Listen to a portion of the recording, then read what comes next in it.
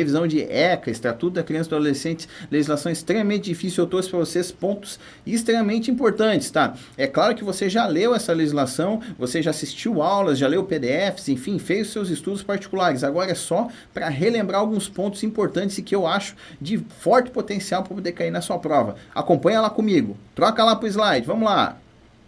Revisão, então, Campina Grande, tá, na Paraíba, ECA, professor Leandro Nascimento, tá aqui o meu Instagram, ó, Leandro N. Navrosky, segue lá, ou se quiser mandar um e-mail para mim, leandro.navrosky@gmail.com para tirar alguma dúvida, tá? Conte comigo. Vamos lá, Constituição Federal garante direitos às crianças e também define algumas coisas, como, por exemplo, a inimputabilidade, tá? Menores de 18 anos, gente, são inimputáveis, ou seja, eles não cometem crime, eles cometem atos infracionais. Então, falou em cometimento de crime por menor, tá errado, tá? Menor comete ato infracional, tá? E esta cláusula é pétrea, não invente moda, não dá para alterar isso aqui mediante emenda constitucional, é impossível, tá? Cláusula pétrea é direito fundamental, então o menor é inimputável e ponto final, não tem o que fazer, Zé Fini, marca certo na tua prova, é cláusula pétrea, por quê? Porque é direito fundamental. Então, quem é lá? Inimputável? Inimputável são os menores de 18 anos, perfeito? Então, o menor não comete crime nem contravenção penal, ele comete ato infracional. Então, essa norma é uma cláusula pétrea, por quê? Porque se trata de direito fundamental. Sobre as medidas socioeducativas, lembrando que as medidas socioeducativas são aquelas aplicadas aos adolescentes. E quem são adolescentes pelo ECA? Aquelas pessoas que têm 12 até 18 anos incompletos, tá?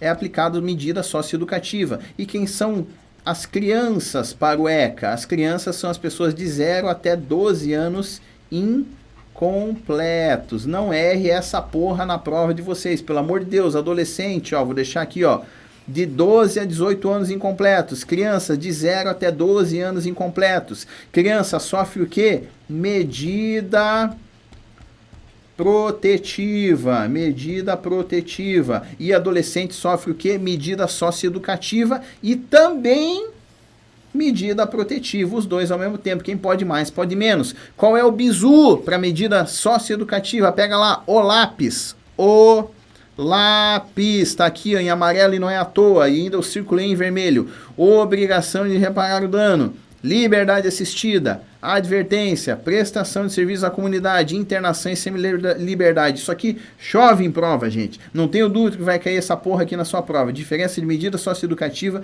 de medidas protetivas. E também a questão das idades, de adolescente e de criança. Você não vai errar essa porra aí não. Vamos lá.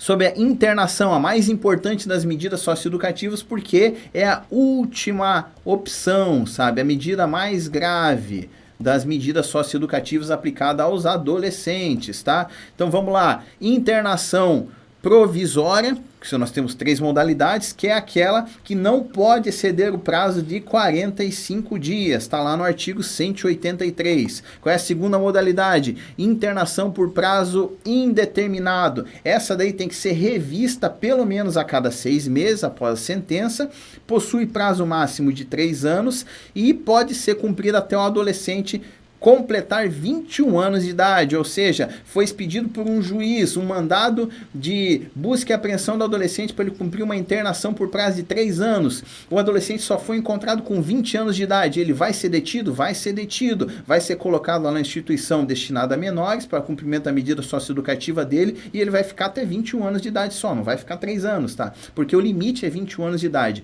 Quais são os dois limites? 3 anos ou 21 anos de idade, perfeito? Vamos lá de novo.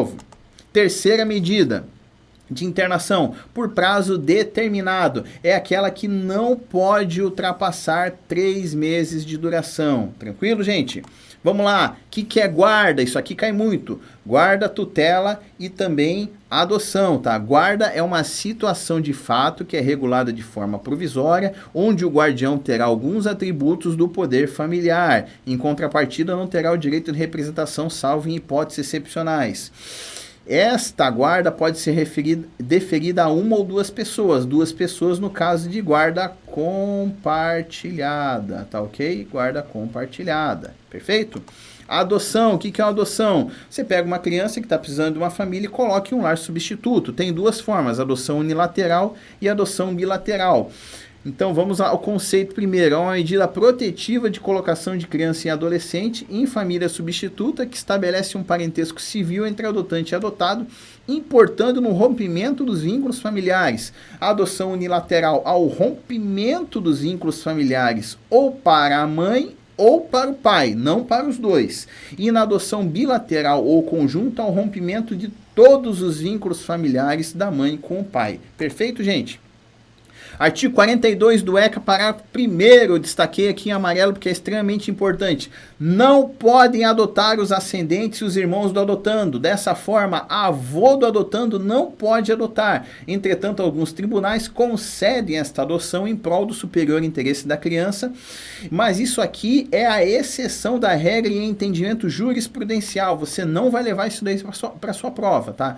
Talvez, se cobrar jurisprudência, os tribunais venham admitindo excepcionalmente que o avô seja um adotando. Pode ser um adotante. Pode ser, sim. Nesse caso, sim, se cair desta forma, tá? Mas se cair a letra da lei, olha lá a letra da lei. Não pode adotar os ascendentes. Quem é ascendentes? Avô e avó. E também os irmãos não podem adotar. Perfeito, gente? Vamos lá. Seguindo, quais são as regras gerais para adoção? Para o adotante.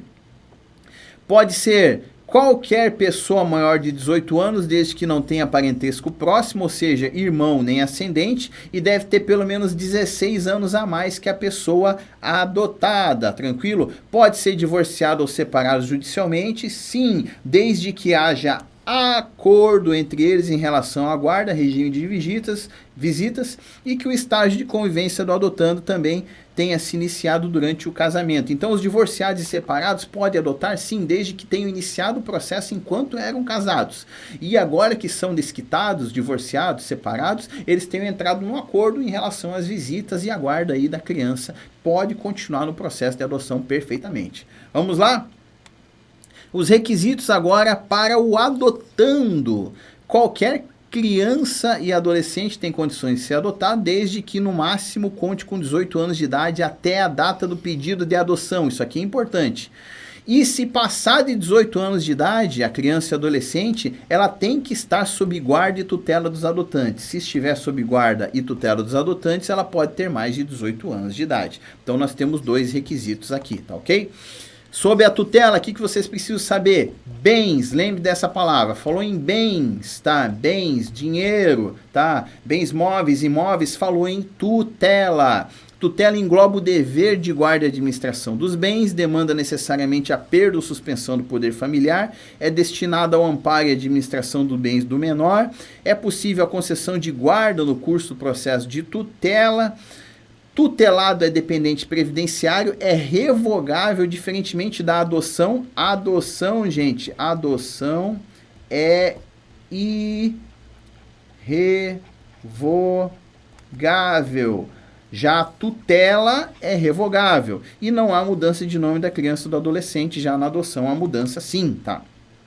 Sobre os crimes contra a criança e adolescente, entendo que os crimes todos do ECA são de ação penal pública condicionada. Lá em Direito Processual Penal, vocês viram que os crimes podem ser de ação pública penal condicionada à representação ou incondicionada à representação. No caso dos crimes do ECA, Estatuto da Criança e do Adolescente, todos são de ação pública incondicionada, ou seja, independe de manifestação da vítima para o prosseguimento da ação penal, vai de ofício, o delegado de polícia, se quiser, instaura o inquérito de ofício mesmo e apura toda a infração ali. Vamos lá.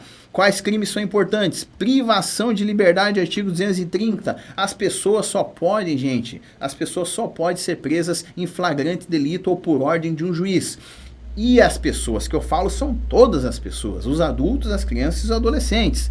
Então os adolescentes, no caso, como eles não cometem crime, eles só podem ser presos em caso de flagrante de ato infracional, ou como eles não têm mandado de prisão, quem tem mandado de prisão é maior, se houver uma ordem expedida por um juiz chamado de mandado de busca e apreensão de menor. Fora desses casos, ocorre o crime do artigo 230 do ECA. Vamos lá. Privar a criança ou adolescente de sua liberdade procedendo à sua apreensão sem estar em flagrante de ato infracional ou inexistindo ordem escrita da autoridade judiciária competente a detenção de 6 meses a 2 anos, crime de menor potencial ofensivo. Perfeito? Falta de comunicação. Quando o menor é apreendido, o delegado de polícia ele precisa informar determinadas pessoas, e essas pessoas é a autoridade judiciária competente, a família do apreendido é a pessoa por ele indicada. Se ele não faz isso, comete o crime do artigo 231, que tem pena de detenção de 6 meses a 2 anos, também é crime de menor potencial ofensivo. Então o artigo 5º da Constituição Federal, gente, diz que a prisão de qualquer pessoa deve ser comunicada ao juiz competente, à família do preso, à pessoa por ele indicada. Então, dessa forma, não foi feito isso, ocorreu o crime do artigo 231, perfeito? Crimes relativos à pedofilia. Então, como é que acontece isso daqui? Por produzir, reproduzir, dirigir, fotografar, filmar ou registrar de qualquer meio, né, por qualquer meio, cena de sexo explícito ou pornográfico. O que é cena de sexo explícito ou pornográfica? Já vamos chegar lá. Envolvendo criança ou adolescente. Pena de reclusão de 4 a 8 anos e multa. Pena alta aqui. Olha só, incorre também nas mesmas penas de 4 a 8 anos e multa quem agencia, facilita, recruta, coage ou de qualquer forma intermedia a participação de criança ou adolescente nas cenas referidas no caput desse artigo, ou quem ainda contracena fazendo sexo com as crianças, ou simulando sexo com as crianças. Por que simulando, professor? Porque tem diferença entre sexo explícito, ó, sexo explícito é diferente de cena pornográfica. É diferente. Por que é diferente, professor? Porque olha lá o artigo 241, animal. É uma norma penal explicativa. Veja bem, para efeito dos crimes previstos nesta lei, a expressão cena de sexo explícito ou pornográfica compreende qualquer situação que envolva criança ou adolescente em atividades sexuais explícitas, reais ou simuladas, ou ainda exibição dos órgãos genitais de uma criança ou adolescente para fins primordialmente sexuais, tá? E a doutrina diz o seguinte: caso a tua prova cobre alguma coisa, algum conceito doutrinário, em cena de sexo explícito, há contato físico com o menor, tá? Barra. Em cena pornográfica é aquela onde não há contato físico, tá ok? Mais um crime. Artigo 241-C. Simular a participação de criança ou adolescente em cena de sexo explícito ou pornográfica, por meio de adulteração, montagem ou modificação de fotografia, vídeo ou qualquer forma de representação visual. Isso aqui é o que? É a montagem. O camarada vai lá de palhaçada e vai e faz uma montagem, pega um vídeo de sexo explícito ou pornográfico de adultos e bota lá o rosto, o corpo de uma criança. O que acontece? E solta na internet. Comete esse crime aqui, ó. Trata-se então, ó, de efeito em que a criança e adolescente, embora não participando do ato sexual, tem a sua imagem colocada de modo a gerar a ideia da prática de sexo ou cena pornográfica. Mais um crime aqui que eu destaquei em 3 partes. Olha só, em azul, em amarelo a infração administrativa e em verde a norma proibitiva. Vamos ler em verde primeiro, a norma proibitiva. É proibida a venda a criança ou adolescente de bebidas alcoólicas, produtos cujos componentes possam causar dependência física ou psíquica, ainda por utilização indevida. Então, se é proibido, não pode vender álcool, nem cigarro ou produtos que causem dependência física ou psíquica à criança. Se isso acontecer, ocorre o crime do artigo 243 do ECA. Vender, fornecer, servir, ministrar ou entregar, ainda que gratuitamente, de qualquer forma, a criança ou adolescente bebida alcoólica ou, sem justa causa, outros produtos cujos componentes possam causar dependência física ou psíquica, pena de detenção de 2 a 4 anos e multa se o fato não constitui ainda crime mais grave, não é crime de menor potencial ofensivo.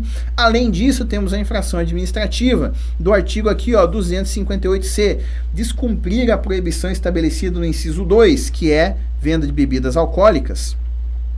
Pena, multa de 3 mil a 10 mil reais. Crime de corrupção de menores, isso aqui chove na prova, 244B. O que acontece? Aqui o camarada ele vai cometer um crime com menor, ou ele induz um menor não corrompido à prática de infração penal. Ele comete esse crime aqui, vamos lá, corromper ou facilitar a corrupção de menor de 18 anos, com ele praticando infração penal ou induzindo a praticá-la, reclusão de 1 a 4 anos. Sujeito ativo qualquer pessoa, sujeito passivo menor de 18 anos ainda não corrompido. Voltando aqui para mim, gente, encerramos aqui com os pontos mais importantes. É bem rápido mesmo, é dinâmico, porque vocês não vão fazer uma revisão só de ECA hoje. Tem revisão pra caramba para vocês fazerem no dia de hoje. Por favor, façam questões. Muitas questões. A maior quantidade de questões que vocês puderem fazer. Até mais, gente. Agradeço muito a atenção e disciplina de todos. Desejo uma boa prova, uma boa preparação para vocês essa reta final. Tenho certeza que vocês vão conseguir. Um forte abraço.